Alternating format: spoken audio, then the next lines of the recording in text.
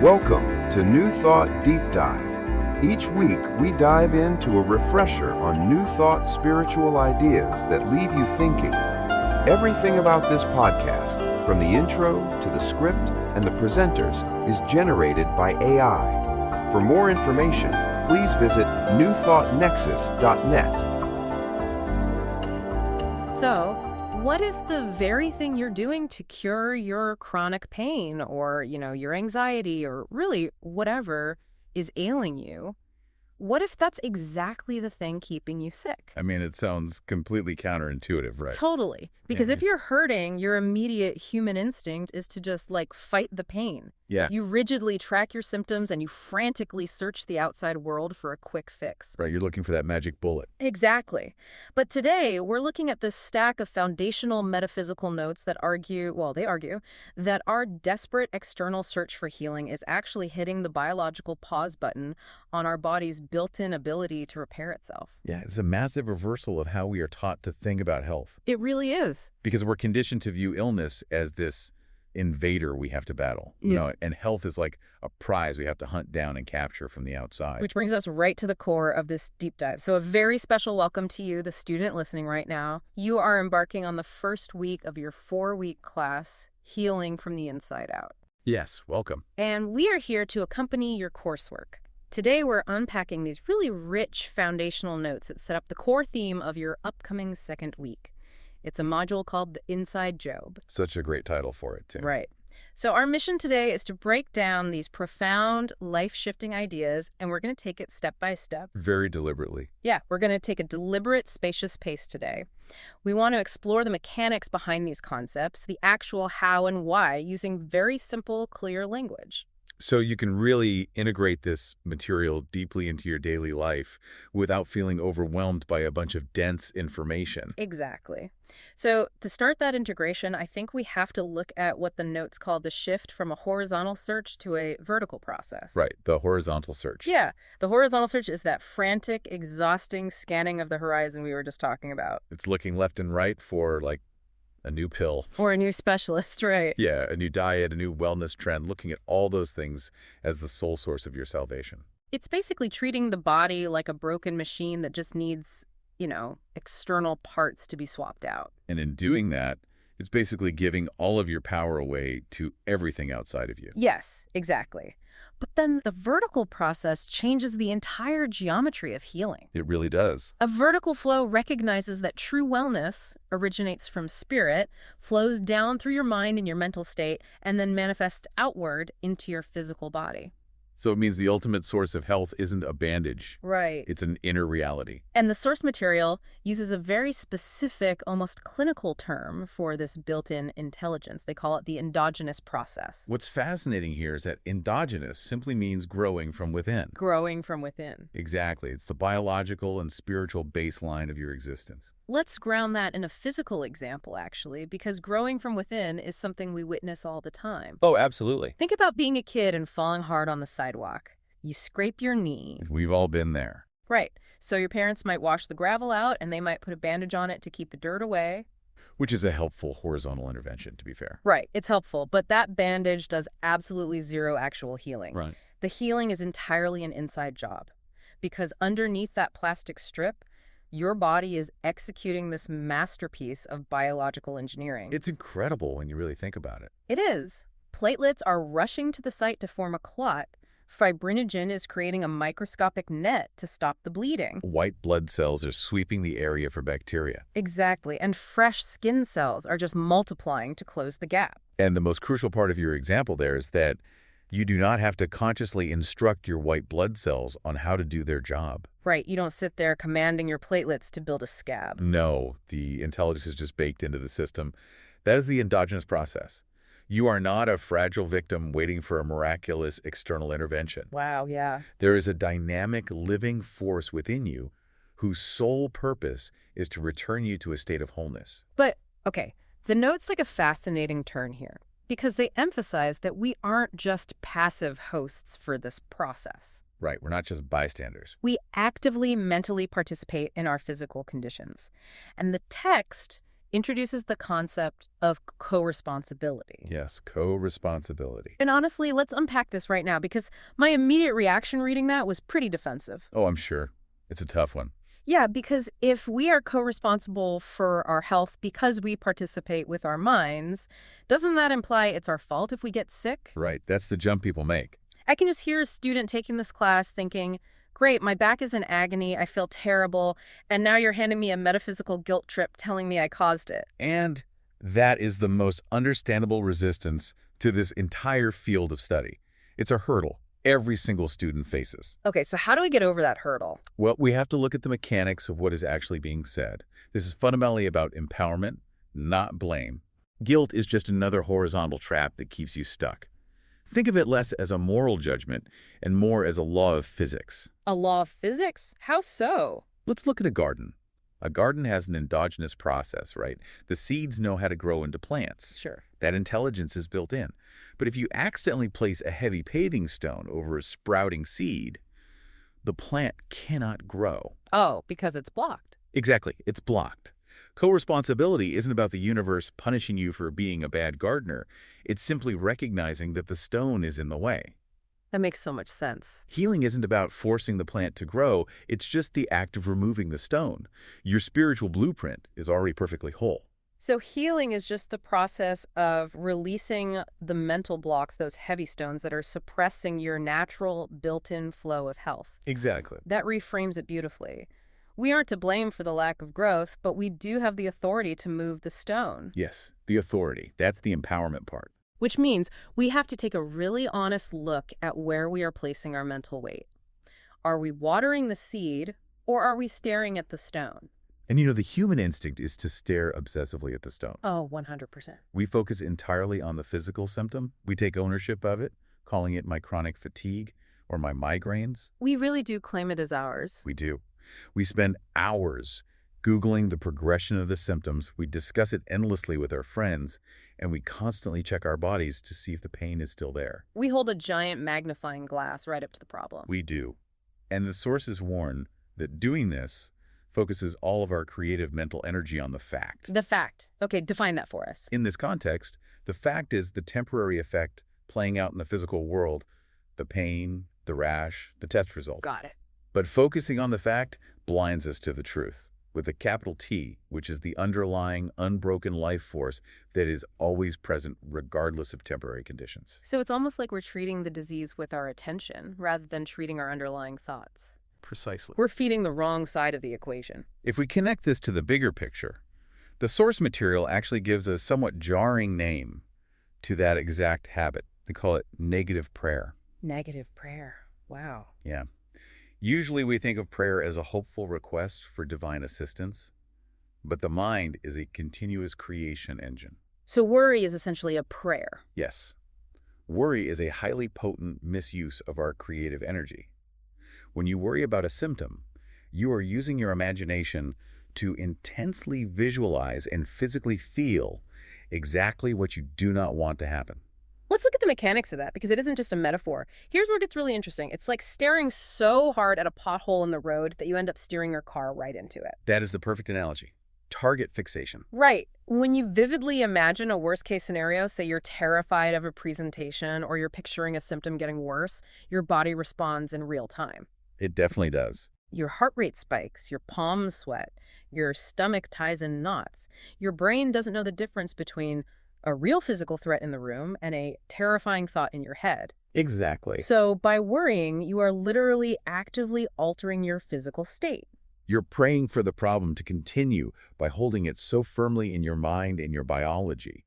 You're withdrawing your mental energy from the possibility of wellness and reinvesting it entirely in the symptom. So to heal, we have to treat the thought. We have to shift our gaze from the pothole to the clear path. Right, shifting away from the temporary fact of the disease and anchoring on the truth of our wholeness. But wait, this brings up a massive potential trap, especially for you, the student, as you start applying this coursework this week. Oh, I know where you're going with this. Yeah, because if staring at the problem is bad and talking about the symptom is negative prayer, does that mean we should just slap on a fake smile and pretend the pain doesn't exist? I'm so glad you brought this up. Because if I'm hurting physically or emotionally and I just keep repeating, I am whole, I am whole. Through gritted teeth, aren't I just faking it? How is that actually healing? It isn't. And that question addresses one of the most dangerous pitfalls in metaphysical study. The sources identify this exact trap.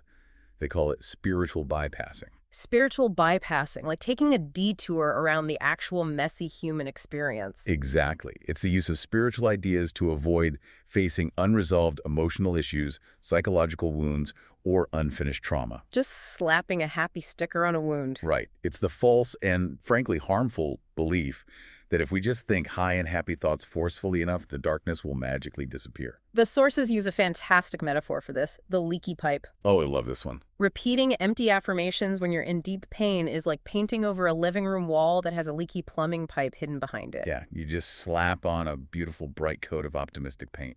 Right. And to the outside world, it looks really good for a day or two. But because you didn't do the hard, messy work of tearing open the drywall to fix the hidden rot, the water is eventually going to seep through. It always does. It'll warp the wood and ruin the new paint. You have to be willing to look behind the wall.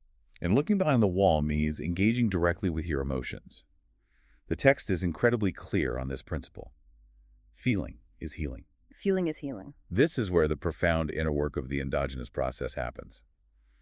Suppressed emotions like unexpressed grief, deep anger, or lingering fear, they do not just vanish because we ignore them or affirm over them. Right, because they're literal energy. Yes, and if that energy isn't processed, it gets trapped in our nervous system. The material actually describes the physical body as a kind of memory book. A memory book. Yeah, it's a biological ledger that stores our unfinished emotional stories. We think of memory as something that lives exclusively in our brains, but somatic therapy shows us that the cells themselves hold on to the physical imprint of our experiences. Which means chronic physical issues can sometimes be the body's way of communicating an unprocessed emotional state. Oh, wow. Give us an example of that. Well, for example, chronic back pain might not just be a structural issue. It might literally be the body recording a long-held, deeply internalized feeling of carrying the weight of the world on your shoulders. Oh, I see. Or chronic stomach issues might be reflecting a situation in your life that you found deeply difficult to digest emotionally, or a truth that was hard to swallow. So the body isn't betraying us at all. It's acting as an incredibly loyal messenger. Exactly. It's showing us exactly what we haven't processed. So if feeling is healing, how do we actually read this memory book without getting completely lost in the trauma of it? Because that sounds scary. It can be, but the sources provide a very practical three-step mechanism for this. To heal, the listener must be willing to name the feeling, locate the sensation, and then gently grieve or process it. Name, locate, process. Yes. First, you name it. You must strip away the stories and just identify the core emotion. Are you sad? Are you angry? Are you terrified? You just have to acknowledge the reality of the emotion without judging it as bad. Exactly. And then you locate it. You move out of your head and into your body. Where does that fear actually live inside of you? Right. Is it a tight band across your chest? Yeah. Or is it a cold flutter in your stomach? Is it a clenching in your jaw? And finally, you process it. You sit with that physical sensation and you allow the energy of that emotion to finally move through you. It's like letting a wave wash over you rather than building a dam to stop it. So you might need to cry. You might need to cry. You might need to breathe deeply into that tightness in your chest. You might need to journal. You're just giving the trapped energy permission to finally complete its cycle and leave the body. Yes. Okay, I can hear our student listener taking notes right now, but I also have to point out facing those deep, stuck emotions sounds incredibly exhausting. It is heavy work. Yeah, rummaging through the memory book of our pain sounds like heavy emotional lifting. How do we do this kind of intense, plumbing work without completely short-circuiting our nervous system? The answer the sources provide is simple, but it is deeply profound. It's extreme kindness. Extreme kindness? Yes. I have to admit, my initial reaction is that sounds like a somewhat fluffy self-care tip, Take a bubble bath, buy yourself a nice coffee, be kind to yourself. It does sound like a soft concept on the surface, but the material presents it as a strict clinical necessity for spiritual healing. A clinical necessity. Yes. Being a kind best friend to yourself is not an optional add-on. It is the fundamental requirement for healing. Okay, break that down for us. This raises an important question. What happens biologically when we judge ourselves? The text says tension restricts flow. Tension restricts flow. Right. which sounds abstract until you see how it operates in the body. When you criticize yourself for still being sick, or when you are harsh with yourself for having a panic attack, what happens? We instantly tense up. Our shoulders drop, our breathing gets shallow and rapid. We go straight into a fight or flight response. Exactly. When you judge yourself or internally attack yourself for your condition, your brain does not distinguish between that internal frustration and a literal physical predator in the room. Wow. So your brain thinks there's a tiger in the room just because you're mad at yourself for having a headache. Yes. It triggers your sympathetic nervous system. Your body floods with cortisol and adrenaline. And biologically, when you're in a fight or flight state, your body assumes you are running for your life. Which means? It literally shunts blood and cellular energy away from your immune system in your digestive tract, pushing it out to your limbs so you can run. Oh, wow. So by internally attacking ourselves for being sick, we are biologically cutting the power supply to the exact endogenous process we need to heal us. Exactly. We're turning off the internal repair mechanism. That is the mechanical reality. The biological result of self-judgment is tension, and tension shuts down the healing response. This is huge. Kindness, on the other hand, is the trigger for your parasympathetic nervous system, the rest and digest state. So kindness relaxes you. Kindness physically relaxes the nervous system, lowers cortisol, and brings the blood flow back to your organs. It's biological. Yes. A relaxed nervous system is the absolute biological requirement for your divine potential to break through and do its work. The notes describe love as the ultimate universal solvent. The universal solvent. I love that. It's the only energy capable of dissolving the hardened blocks of fear, trauma, and physical resistance. You cannot bully your body into health. You can only love it back into wholeness. That makes the stakes of extreme kindness incredibly high. It is literally the switch that turns the healing machine back on. It really is. So as a student mapping out this second week of the course, what does this all mean for our daily routine? You have the mental work of treating the thought, the emotional work of feeling the feelings, and the constant practice of extreme kindness. It sounds like a full-time job. It could easily become one, which is why the notes introduce a beautiful balancing concept called the seventh day. The seventh day, like the ancient creation story. Exactly. After 6 days of focused work, there's a day of absolute rest. In your healing journey, after you've done the mental work of focusing on the light and releasing heavy feelings, you must practice sacred rest. You just have to step back. You must put the metaphysical tools down. If you spend 24 hours a day straining to heal, constantly reciting affirmations, constantly checking your body for improvements, constantly working at being well, you're actually sending a subconscious message of lack to your own biology. Oh, because if you're straining, it means you don't think it's done yet. Exactly. You are telling the universe that you do not truly believe you are already whole. The strain itself implies doubt. The frantic effort to force healing to happen is actually just another form of negative prayer. You're vibrating with the anxiety of not being healed yet. True faith, according to this material, means moving from the exhaustion of straining to make it happen to the peace of allowing it to happen.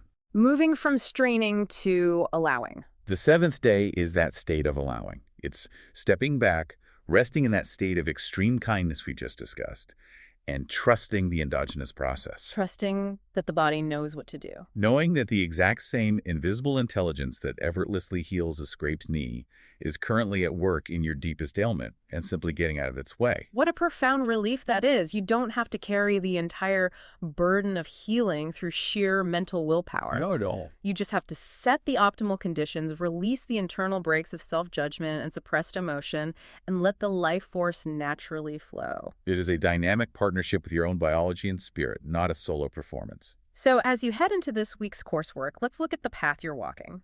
You are stepping into co-responsibility, recognizing that you have the power to move the stones blocking your growth. Right. You are actively catching yourself in the habit of negative prayer, shifting your attention away from the temporary effects of your symptoms, and anchoring your mind on the truth of your wholeness. And you are also avoiding the dangerous trap of spiritual bypassing. Yes, no leaky pipes. You are honoring the fact that feeling is healing.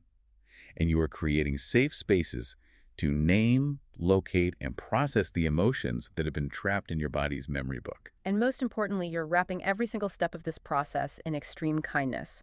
You are biologically relaxing your nervous system with love, and you are practicing the sacred rest of the seventh day, allowing the healing to simply unfold. It's a massive shift from fighting disease on the outside to cultivating life on the inside. It changes everything about how we experience our bodies. It really does. It really does.